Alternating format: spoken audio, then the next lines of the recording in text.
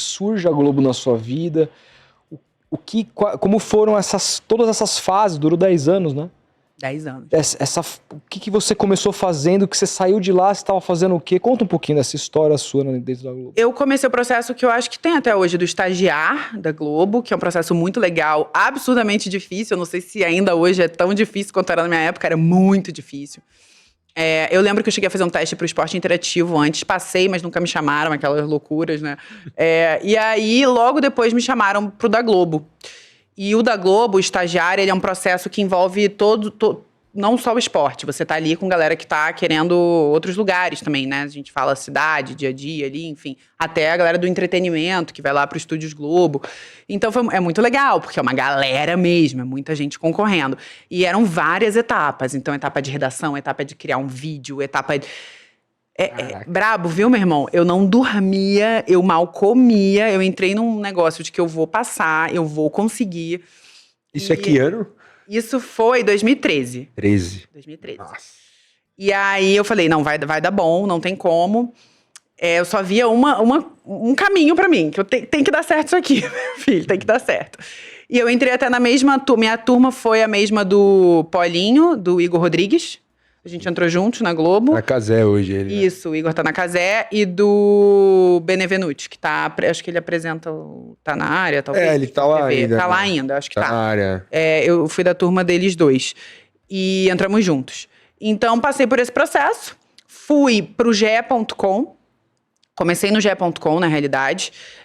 Do ge.com, eu comecei a trabalhar na parte de transmissões do ge.com. Então, na parte de vídeo mesmo.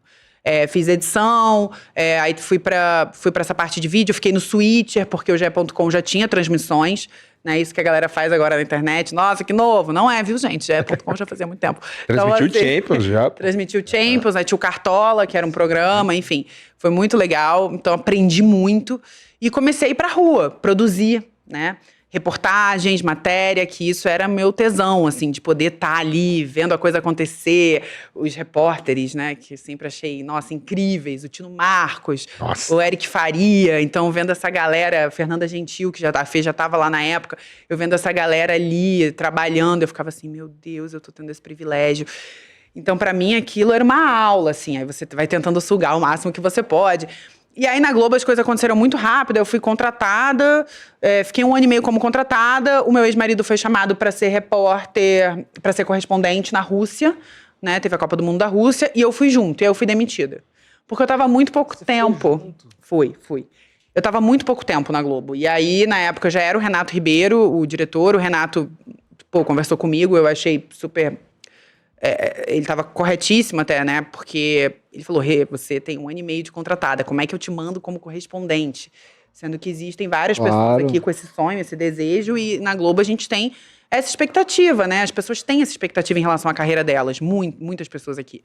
Então, cara, mais do que a gente puder te usar lá, assim, né? De produção, de coisa, a gente vai rolar.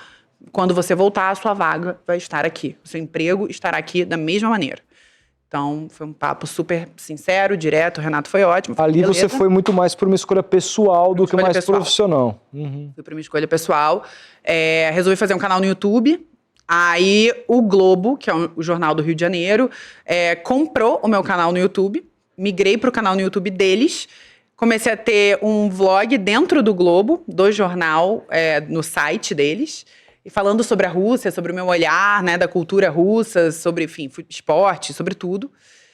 Bombou. Como é que foi essa experiência de morar na Rússia? Porque assim, eu morava com um grande amigo, o Ale, que ele é fissurado pela Rússia, ele ficava vendo vídeos E assim, é um negócio, pra quem não conhece, extraordinário, as grandes cidades da Rússia. Extraordinário. Eu sempre falo pra todo mundo. Como que o Gerson tá passando dificuldade? Uma coisa impressionante. Agora eu não recomendo ninguém, tá, né, gente? Guerra rolando, não é o momento, infelizmente.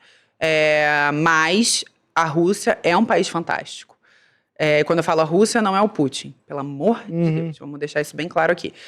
Mas é um país muito rico culturalmente. E muito diferente do nosso. Como jornalista, eu acho que como ser humano, a gente já deveria olhar para as coisas muito diferentes com um interesse absurdo, né? Sem dúvida. Gente, é tudo diferente, é tudo. A língua até tudo, assim. O jeito que eles bebem água, o jeito que eles comem, tudo. Então você chega e você fala, caraca, é muito rico. Eu tenho muito material. Eu quero muito contar isso pras pessoas. Então, assim, foi muito legal profissionalmente pra mim. Foi incrível. Incrível. Também participei de algumas produções da TV Globo lá, que acabou que, né, tava lá. A galera me contratou, mesmo como freela, assim, pra fazer. Já era deles, né? Já tava trabalhando com eles aqui. Foi nessa época que estourou aquela história do cara que era motorista do Fernando, que ficou preso na Rússia. Não fui eu a produtora dessa. Foram várias reportagens. Mas a gente tava lá e a gente acompanhou toda a história. Toda a história. Loucura essa história. Essa história é uma loucura. A história foi péssima, enfim. Péssimo. Mas a Rússia é um país surreal. A Copa do Mundo lá foi muito especial. Pra mim, profissionalmente, foi incrível. Pessoalmente, desafiador. Faz menos 20 graus, eu sou carioca. Então, você imagina uma carioca vivendo com menos 20 graus, sem praia. Então, assim, realmente, pra mim, foi desesperador. Mas eu tava focando no profissional e pensando, cara, isso aqui tem hora para começar e hora para terminar. Né? A correspondência, geralmente, da TV Globo, ela funciona assim. Você entra dia tal termina. Então, eu tava muito tranquila. Eu falei, meu irmão, tô aqui, respira fundo. Vamos trabalhar. Eu nem falo isso com orgulho, não. Eu trato isso na terapia também. O fato de eu ser workaholic, assim, acho que eu melhorei muito. Mas, na época, eu vivia para trabalhar. Então, assim... E eu tava vivendo o meu canal no YouTube, aí fazendo esses freelas pra TV Globo. Quando chegou na Copa do Mundo, a Globo me pegou de volta mesmo. Então eu trabalhei no estúdio do Sport TV, que ficava na Praça Vermelha, em Moscou. Nossa, era lindo. Então, nossa, coisa linda demais, gente. Aquele estúdio era assim... espelhada, né? Nossa, dá pra ver a praça, puta. Maravilhoso. Então eu ficava lá, eu pegava a parte do final da manhã até o final da noite, assim. Da noite entrava uma outra galera. E, cara, foi um privilégio absurdo, né? Cobri uma Copa do Mundo. Eu já tinha feito a do Brasil pela Globo, já tava na Globo, né? Então, cobri no Rio, né? Fiquei ali, não viajei. Mas na Rússia, fora de casa, fora do seu país, um outro... Gente, foi sensacional, foi espetacular, assim, foi um super sonho. E foi isso, assim, eu falei, cara, morei na Rússia, doideira, foi incrível. E logo depois fui pra Londres, fomos pra Londres, daí em Londres, depois de um tempo em Londres, eu fui contratada pelo escritório da Globo de Londres. Então, eu virei produtora / repórter lá, porque lá eles têm essa vaga, uma vaga que flutua com essas duas funções. Então, eu já entrei sabendo que eu teria esse desafio. E aí foi quando eu comecei a fazer pilotos realmente para ser repórter. Então, eu fiz... Gente, mas é muito piloto que eu fiz. Hoje em dia, a galera entra no vídeo, né? Tipo, com Deus, com fé. E é o que tem, vai. Eu fiz muitos pilotos. Incansáveis pilotos. E até a galera falar o que eu acho ótimo, porque me preparou. Né, me deixou mais segura pra entrar ao vivo. Gente, entrar ao vivo é uma doideira. Mas uma dúvida, eles têm um protocolo? Existe um protocolo da Globo pro repórter se portar assim no ar e tal, ou não? Ah, existe um protocolo mínimo. Você treinou nesses pilotos? Sim, existe. Até em relação à roupa, em relação... Enfim, como, né, o que você vai falar, né? Eles têm muito cuidado com isso. Não me foi dito nada que eu não poderia falar, ou que eu não... Mas eu, cara, tava na empresa há muito tempo. Então, você começa a saber como a empresa funciona, o que as pessoas querem, enfim.